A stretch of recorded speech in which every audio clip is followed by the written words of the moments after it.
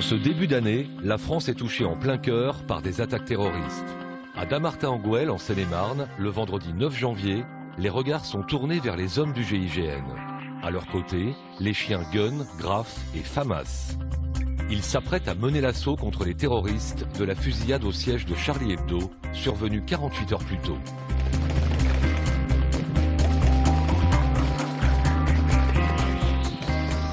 Il y a quelques semaines, nous avons suivi les entraînements de cette unité d'élite qui vient de fêter ses 40 ans. 40 ans de mission à haut risque et des chiffres éloquents. 1600 personnes interpellées, 630 otages libérés et plus de 260 forcenés maîtrisés. Bouge plus. Terre à terre, pousse-toi. Non. Aux côtés de ces hommes en noir, dont l'anonymat est scrupuleusement préservé, plusieurs auxiliaires canins sont engagés au sein de la force d'intervention. Allez. Nous nous sommes immergés dans le quotidien de ces chiens d'élite. L'occasion de comprendre pourquoi le GIGN les considère aujourd'hui encore comme d'indispensables équipiers. La caserne Pasquier, à Versailles.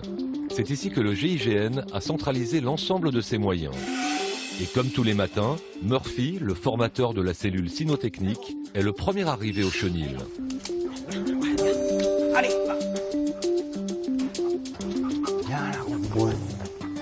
Donc ici, au GIGN, pour la cellule d'intervention, pour la technicité assaut, il y a 4 sections, donc 1 maître de chien par section. Plus moi, ici, en tant que formateur, qui prépare les chiens, les entraîne. Et actuellement, on a un chien en préparation pour un futur maître. Donc 5 chiens ici à la cellule. Ce sont des chiens qui sont bien dans leur tête, sociables, et surtout joueurs, et qui ont une grosse envie de travailler. C'est bien gros. Et du travail, ces chiens d'assaut n'en manquent pas. Obéissance, mordant ou encore pistage. Tu peux faire un arrêt. Chaque chien est soumis à 4 ou 5 séances d'entraînement par semaine. Ok, tu peux te remonter. Tu peux te relever. Ce matin, c'est au tour de Famas de réviser ses bases. Encore, tout droit. T'avances un peu, demi-tour. Famas, ça fait 2 ans que je suis avec lui. C'est un chien hyper speed qui est vraiment très nerveux. Et donc il faut canaliser énormément. Tu travailles bien ton silence, hein? Et toi, silence. C'est bien, tais-toi. Ok. C'est bien, tu restes. Il se donne à 100% au maître. Famas a déjà été blessé sur des entraînements avec de bonnes blessures qui ont nécessité plusieurs points aux pattes arrière. Et il a quand même fini le travail. C'est-à-dire qu'il ne s'est pas arrêté en disant bon je finirai demain.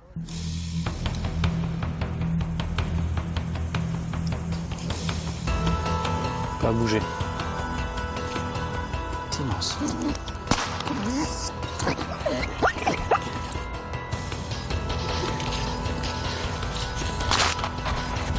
C'est bien, Graf. Voilà.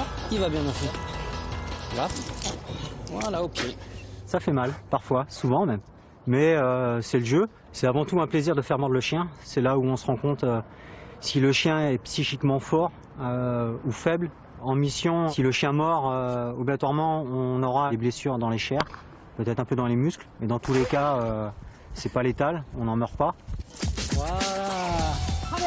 Très bien. Oui. Pour cette unité d'intervention, l'usage des armes à feu est l'ultime recours. Et c'est bien là que le chien prend toute sa valeur. Recrutés vers l'âge d'1 an, ces bergers belges malinois suivent une formation de 9 mois avant d'être validés par le Centre national d'instruction cynophile de Gramat et pris en charge par leur nouveau maître. Des spécialistes qui sont avant tout des équipiers opérationnels à part entière et qui se doivent donc de participer à l'ensemble des entraînements individuels et collectifs de leur section. Murphy, lui, ne se consacre qu'aux chiens et à leur entraînement. Aujourd'hui, c'est Toki, âgé de 13 mois, qui fait ses premières armes. Ça peut paraître facile, et on demande des grosses qualités au chien, il faut qu'il soit silencieux. On fait comprendre au chien que s'il est silencieux, il pourra les mordre. Ça demande du temps, de la patience. Donc des petites phases d'attente comme ça, qui durent un peu, avec de l'excitation, du bruit. Il n'y a pas grand-chose de réel, mais c'est vraiment du technique pur.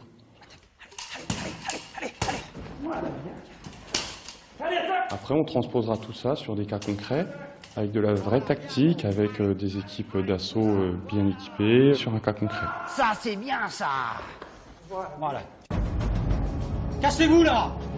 Je vais rester seul, je vais rester tranquille. Des cas concrets, comme cette situation réellement vécue par l'un des chiens du groupe. Pour la reconstitution, c'est Lionel et son chien Graf qui ont intégré le dispositif, tandis que les négociateurs tentent de raisonner un forcené retranché dans sa maison avec une arme. Murphy, je voudrais que tu sortes de chez toi et que tu lâches ton arme. Ah, je sors, ne me faites rien. On part sur l'effet de surprise. C'est-à-dire qu'on est caché, il ne nous voit pas, il est attiré par le négociateur. Et là, on joue tout sur la vitesse du chien. Il arrivera très très vite sur l'individu en faisant un minimum de bruit. Quand on a le choix, le chien est une bonne alternative. C'est un choc psychologique pour l'individu qui nous donne toujours un petit temps d'avance. Laissez-moi seul là. Ah, il le regarde.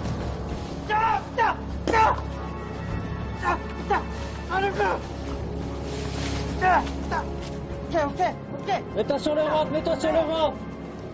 Tant qu'il n'y a pas d'ordre, voilà, le chien il va pas se déclencher tout seul, sans raison. Il n'y a pas d'agressivité, il l'a mordu, après il peut aller se balader à côté de lui, voilà, c'est oublié, c'est fait. Le travail est fait. Fin de journée à la cellule cynophile du GIGN. À l'heure de la gamelle, c'est avec une rigueur toute militaire que la ration de chacun est dosée. Des chiens d'élite, ça se bichonne. Tous les chiens sont suivis par un vétérinaire militaire. Ils ont une visite annuelle systématique. Ce tableau me sert à faire un suivi de chaque chien, de voir les vaccins, la date limite, les déparasitage externes et internes. Et je n'oublie rien, parce que si on ne fait pas attention à la date limite des vaccins, et ben le chien n'est plus apte à partir en mission. Et bien sûr, c'est pas ce qui est recherché, quoi. Allez, hop, descend. Et bien sûr, au niveau de la nourriture, on fait également attention à ce que mangent les chiens chaque jour. Le but, c'est d'avoir un poids idéal pour chaque chien, qui soit ni trop gros, parce que pour un chien de sport et un chien de travail, c'est pas bien, ni trop maigre, parce que quand il va falloir puiser un peu dans les réserves en entraînement et en mission, et ben le chien il n'aura pas assez de réserve. Donc il faut un poids idéal, chaque chien a son poids lui, quoi. Ce soir, petite promenade digestive pour Graf. Comme presque tous les week-ends, Lionel, sa femme et ses 2 fils sont venus passer un moment avec lui. C'est pas un outil, c'est pas une arme qu'on range au râtelier quand on a fini de tirer. Voilà, faut le sortir, faut le nourrir, voilà, c'est une attention quotidienne. On y passe beaucoup de temps et c'est un moment de partage aussi avec les enfants, la famille. C'est le chien de la famille au final et c'est comme ça qu'on le ressent à travers Lionel. Je sais qu'ils sont bien dressés, qu'ils écoutent très bien et j'ai jamais eu la crainte d'une réaction brute avec les enfants ou vis-à-vis de moi. Non, je ne me suis jamais posé la question. Je suis contente qu'ils travaillent avec lui. Après, pour moi, quand il y a un départ en mission, ils partent tous les 2. Donc en fait, j'ai de l'inquiétude autant pour l'un que pour l'autre et ça me ferait vraiment très mal au cœur si vraiment il lui arrivait quelque chose en mission.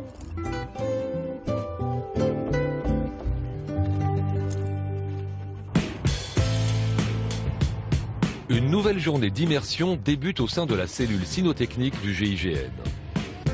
Et ce matin, c'est sport pour tout le monde. Tandis que certains maîtres chiens poursuivent leur propre préparation physique, d'autres ont opté pour un footing avec leurs compagnons.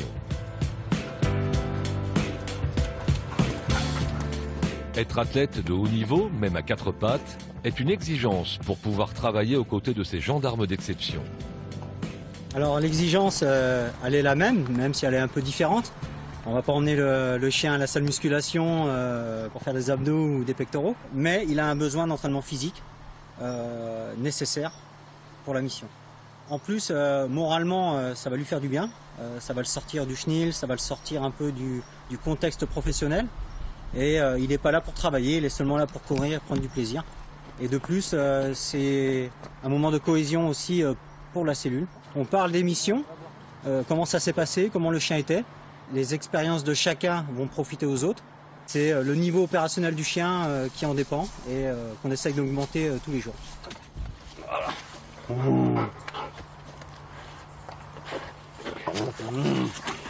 Oui, c'est bon. Si là il n'est pas heureux, je ne comprends pas. Comme tous les membres opérationnels du GIGN, maître et chien s'entraînent régulièrement avec les moyens héliportés de la gendarmerie nationale. Car dans bien des situations, l'hélicoptère est le moyen d'intervention le plus rapide et le plus efficace.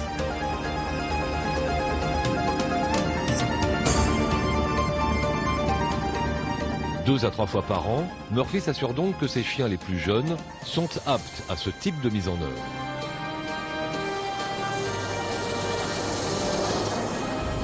Il a l'air calme. Ouais, c'est bon. On est reparti. Ok, je resécurise le chien. C'est un milieu particulièrement exigeant pour le chien, vis-à-vis du bruit, vis-à-vis du vent. C'est assez exigu, donc il ne faut pas que le chien ait peur. Justement, il faut que le chien soit zen et qu'il sache qu'à la sortie de l'hélicoptère, il va pouvoir travailler, soit intercepter un individu ou soit se mettre en mode recherche.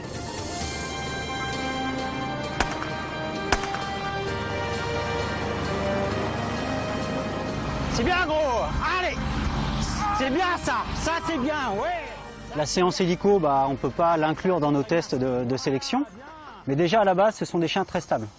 Même si le chien par la suite, il a une petite appréhension de l'hélico, grâce aux exercices, aux nombreux exercices qu'on va faire, aucun chien n'a été recalé à l'hélico. Il ne doit pas, surtout pas chez nous. C'est pas possible. Vous voyez, il a l'air d'avoir peur là. Hein? C'est au tour de Gun et Jean-Marc de se prêter à l'exercice. La corde est accrochée. À une différence près, cette corde lisse. Longue d'une quinzaine de mètres, elle permet aux hommes du GIGN d'être déposés en quelques secondes dans les endroits les plus difficiles d'accès. Et si l'homme doit accepter de se jeter dans le vide, le chien aussi. Sorti, verrouillé.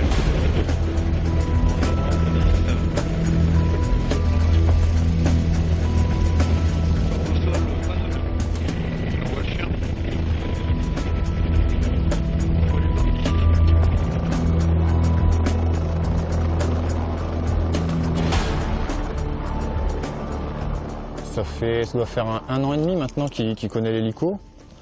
Les premières séances sont un petit peu difficiles, c'est vrai, parce que c'est pas quelque chose de naturel pour eux, et puis il s'habitue assez vite. Il sait qu'il va travailler, il me fait confiance complètement sur la corde lisse, sur la descente, et on voit qu'il a énormément d'envie, et que pour lui c'est pas un problème. Donc cet après-midi, exercice de détection. Vivien est caché à l'intérieur, dans une pièce, donc à ton initiative, pièce par pièce. Donc par ses aboiements, si tu penses qu'il a localisé l'individu, là tu récupéreras ton chien sur mon ordre et puis on fera une récompense si Gun a bien travaillé. Allez go, on peut y aller. C'est parti, mise en œuvre. Comme tous les chiens d'assaut du GIGN, Gun est également employé pour ses facultés olfactives hors du commun. En bas des escaliers. Entraîné à détecter l'odeur humaine, il est capable de retrouver un individu recherché, aussi bien en pleine forêt que comme ici dans ce vaste bâtiment. Un véritable atout pour la force d'intervention. On développe des nouvelles technologies, on travaille bien sûr sur les nanodrones, on travaille sur plein de choses, on a de petits robots qui permettent d'acquérir du renseignement dans une maison, mais ça nous permet juste d'avoir du renseignement. Le chien, ça va nous permettre de finaliser parfois l'interpellation. Ok Jean-Marc, c'est bon, il a trouvé.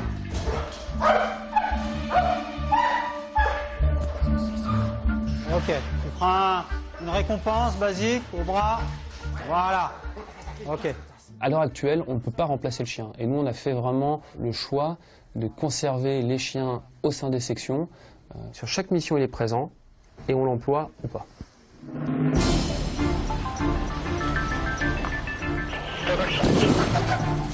Un véhicule intercepté et un individu en fuite.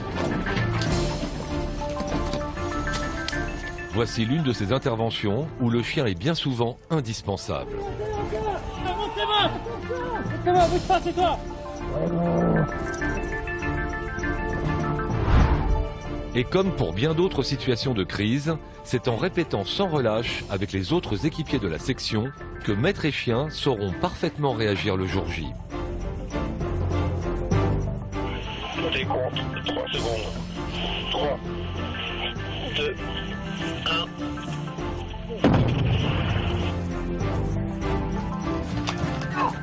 Bouge plus! Bouge plus! Bouge plus! Bouge-toi! Bouge-toi! Si sur le papier les chiens ne sont aujourd'hui qu'un moyen supplémentaire dans l'arsenal du GIGN, ils sont en réalité bien plus pour tous les hommes qui travaillent à leur côté. C'est pas un robot qu'on va mettre à la poubelle quand il ne fonctionne plus.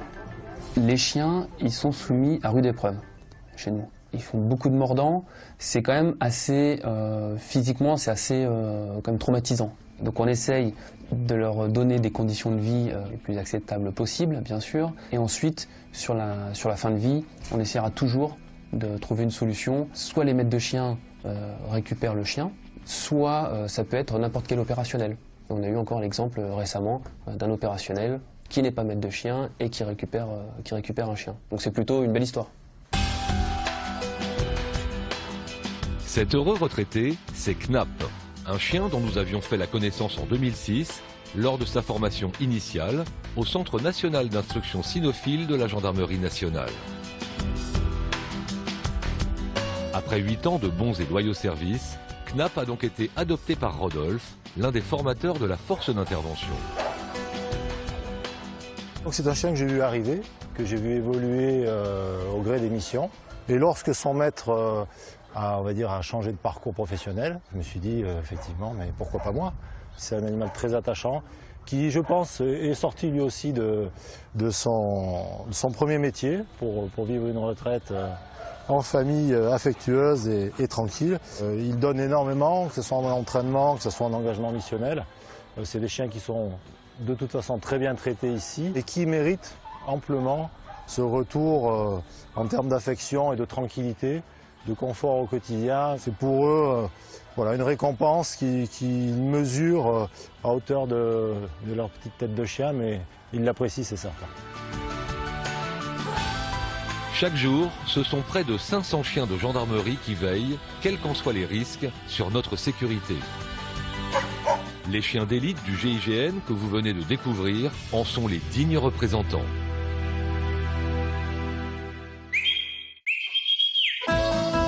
Dimanche prochain, leçon d'acrobatie. Nous ferons les pattes au mur en compagnie de Traite, un molosse qui n'a pas froid aux yeux et qui a fait de sa ville en Ukraine un terrain d'entraînement. Ou comment faire du sport avec style façon Yamakasi.